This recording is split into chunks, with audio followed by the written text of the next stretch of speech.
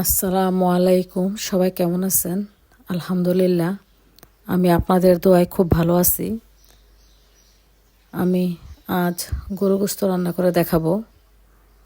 তো চলুন যাওয়া যাক রান্না করে কীভাবে করি আমি।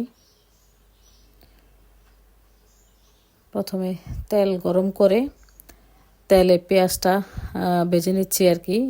পেঁয়াজ ভাজার মধ্যে আমি দারচিনি, এলাচি, তেজপাতা দিয়েছি, দিয়ে পেঁয়াজটাকে ভাজতেছি। আমি কিন্তু সরিষার তেল খাই। সরিষার তেল গরম করে এখন পেঁয়াজটা বাদামি রঙের হওয়া অবধি পর্যন্ত অপেক্ষা করব।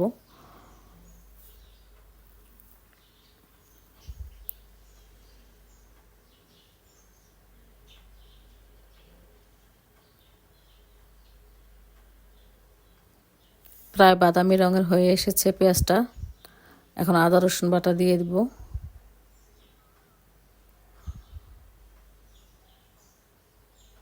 আদা রসুন বাটাটা একটু ভেজে নেব প্রথমে, তারপর হলুদ মরিচ দিব আর কি।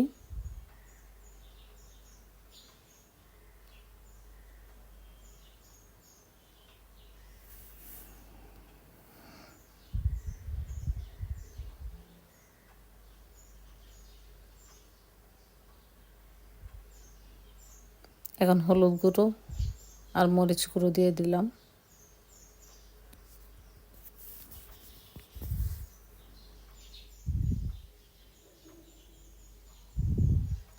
আমি আদা বাটা আর রসুন বাটা যখন দিয়েছি তখন কিন্তু লবণ দিয়েছি আর একটু কাঁচা জিরা বাটা দিয়েছি। যদিও আমার তখন ভিডিওটা করা হয়নি। একটু লবণ আর পরিমাণ মতো লবণ দিয়েছি আর কাঁচা জিরা বাটা দিয়েছি। এখন একটু গরম পানি দিয়ে দিলাম। এখন পুরো মশলাটাকে কষাবো ভালো করে।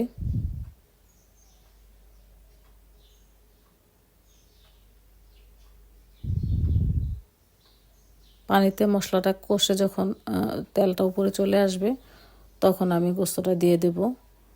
আমি গরু গোস্ত বা মুরগি গোস্ত রান্না করার আগে কিন্তু বেশ খানিকটা সময় পানিতে ভিজিয়ে রাখি, মানে রক্তটা বের হয়ে যাওয়ার জন্য। গরু গোস্তটা আমি খানিকটা সময়, অনেকটা সময়, খানিক বললে ঠিক হবে না, অনেকটা সময় আমি পানিতে ভিজিয়ে রেখেছিলাম এবং রক্তটা যখন বের হয়ে গিয়েছে তখন ভালো করে ধুয়ে চালনিতে ছেঁকে রেখেছিলাম কিছুটা সময়, 5-10 মিনিট চালনিতে রেখেছিলাম। তাতে পানিটা ভালো মতো ঝরে গিয়েছে, কিন্তু গোস্তের মধ্যে কিন্তু পানি থাকে, তারপরেও পানি থাকে। এখন কষানোর মধ্যে কিন্তু অনেক পানি বের হবে।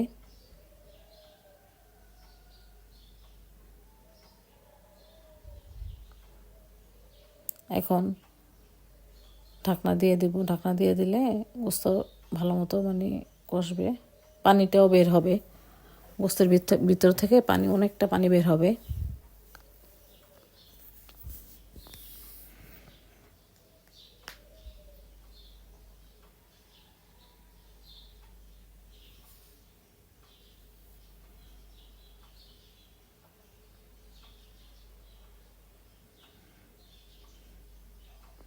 ঢাকনা দিয়ে দিলাম।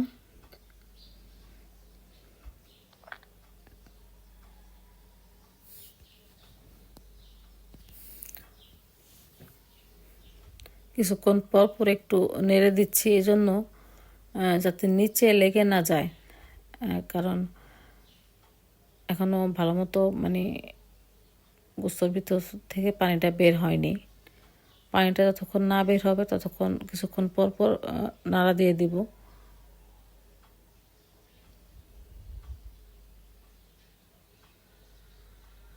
আমি কিন্তু গোস্তের মধ্যে কিন্তু কাঁচা জিরা বাটা দিই কষানোর সময় সামান্য পরিমাণে, আর শেষে কিন্তু আমি নামানোর আগে কিন্তু গরম মশলা দিই।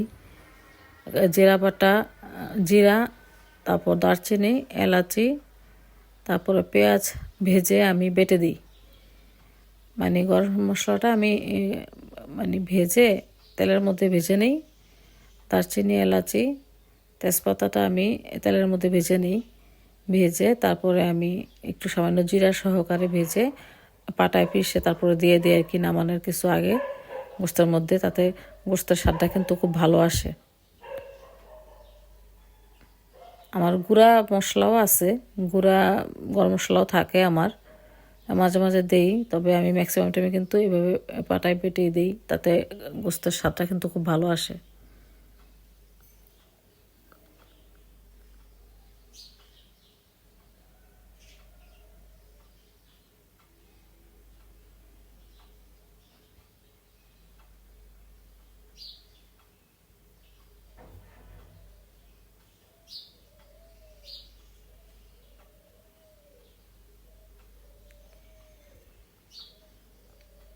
প্রায় কষানো হয়ে গিয়েছে, কিন্তু এখন ঢাকনা দিয়ে একটু ঢেকে রাখবো কিছুক্ষণ সময়, আর যাতে গোস্তটা ভালো মতো সেদ্ধ হয় আর কি। সেদ্ধ হওয়ার জন্যই কিন্তু ঢেকে দেওয়া, কারণ গরুর গোস্ত সিদ্ধ হতে কিন্তু অনেকটা সময় লাগে।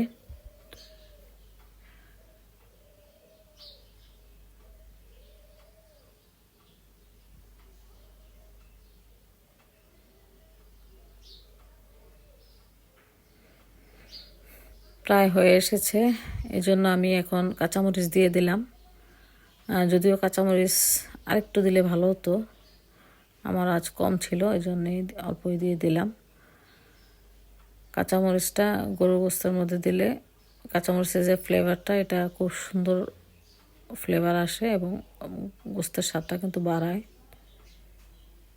যেহেতু গুঁড়ামরিচ দিয়েছি আমি গোস্তে, এই জন্য কাঁচামরিচগুলো আস্তে দিয়েছি। এখন কিছুটা সময় রাখবো যাতে কাঁচামরিচের থেকে ফ্লেভারটা বের হয়,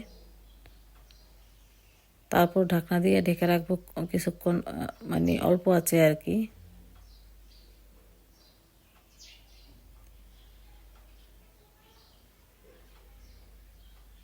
আজ আমি কিন্তু গোস্তটা খালি রান্না করেছি, মানে অন্য কিছু দিইনি। এখন ঢাকনা দিয়ে কিছুক্ষণ ঢেকে রাখবো যাতে ভালো মতো নরম হয়, তারপর নামিয়ে নিব আর কি। আমি কিন্তু গরম মশলা দিয়ে দিয়েছি।